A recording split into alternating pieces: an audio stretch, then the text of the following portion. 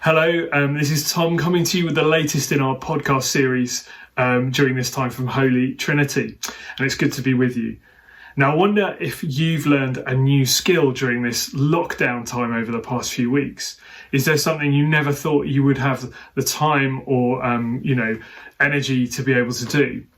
Well, for me, my kind of weird lockdown skill has been baking.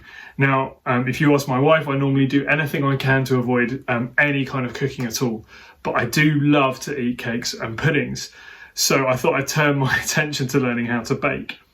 And so far, the fruits of my labours have been, I did a chocolate cake, and then I did some dough balls like Pizza Express style, and then a rhubarb crumble, which I was really proud of. Now, after 6 weeks, I'm still not exactly in Paul Hollywood territory. But for me, I know that learning a new skill is going to be much more sort of productive than just binging on the latest sort of Netflix or Disney Plus TV that's out there. Because I know I'll do that anyway, so I might as well use some of my time to do something positive. But as much as I've enjoyed making and definitely eating this stuff, as much as I've felt proud of learning a new skill, I have begun to ask myself whether I've been trying to squeeze too much out of this time and what my priorities should be. In trying not to be bored and unproductive, is there a possibility that we can sort of almost flip it on its head and become too busy doing nothing during lockdown? Now, today's Bible reading is from Luke's Gospel, and it especially brought this idea to mind because it shows us what Jesus' approach is to being busy and productive. So I'm going to read to you for just a couple of verses from Luke's Gospel, chapter 4. As the sun went down that evening, people throughout the village brought sick family members to Jesus. No matter what their diseases were, the touch of his hand healed every one. Early the next morning, Jesus went out to an isolated place. The crowd searched everywhere for him, and when they finally found him, they begged him not to leave them. So it's really interesting, isn't it? This reading tells us that it was really late in the day. It says as the sun went down, and Jesus was still there ministering to the people. And you've got to think, he must have been exhausted. He was the most in-demand person that has ever lived. People were following him, pursuing him, begging him to perform miracles, to heal people.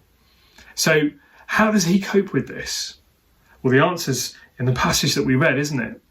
He gets up early and he goes to an isolated place. Now, to us, that sounds quite counterintuitive at the moment, doesn't it? We've talked a lot about the negative side of isolation in these podcasts. But have we forgotten the positive aspect to it? This isn't about Jesus being left alone with his own thoughts. This isn't about him sort of just mulling things over. This is about him consciously seeking out time alone with his Father. And for us, I think that's more important now than it's ever been. Yes, of course, it's hard not getting out as much. It's hard being on our own or being surrounded by just a few people that we know very well. But instead of trying to be more productive, maybe we need to learn from Jesus. Maybe we need to stop and to spend time alone with God. For me, the only time when I can find any space to do that is in the evening, immediately after all the kids have gone to bed. There's this really short kind of, I call it the window of tranquility in the house. And if I don't seize that opportunity then, I know that I'm not going to get it again for a whole nother day. And let's be honest, this isn't about spending hours on our knees or about reading the Bible from cover to cover. This is about doing what Jesus did. It's about seeking out a quiet place or a quiet time in your day and spending it alone with just you and God. It's an act of surrender, giving over a precious part of our day to spend time face to face with the one who made us and saved us. It might only be 10 minutes, and that's okay.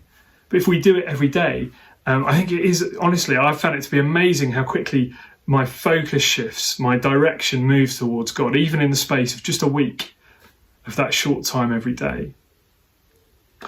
So I wanted to challenge you today. What does that isolated place look like for you? Where and when might you find it?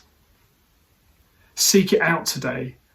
Seek it out every day this week and ask God how he wants to use it.